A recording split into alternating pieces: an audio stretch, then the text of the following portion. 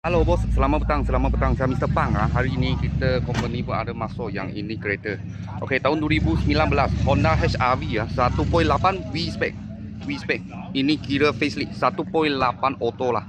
Harga jual 54,800. Boleh nampak dia facelift. Yang ni lampu lain sikit. Okey, yang ni sarung sampai lampu atas.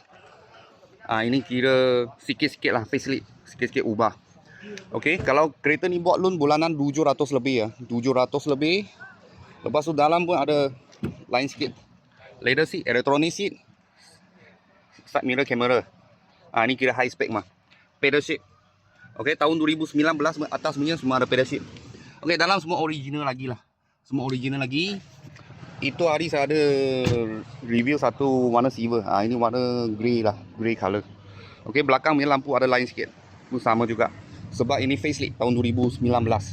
Engine gearbox sama lah, pakai CVT gearbox. Cuma sarung, lampu lain. Dalam punya interior sikit-sikit ubah. Harga jual 54,800. Kalau buat loan bank bulanan 700 lebih ya. 700 lebih. Kalau bos-bos dan kawan-kawan siapa tengah cari satu SUV ya. SUV, kita sini ada ada warna silver, warna grey color. Kalau ada apa murah-murah kita saya akan video lagi. Thank you bos, thank you.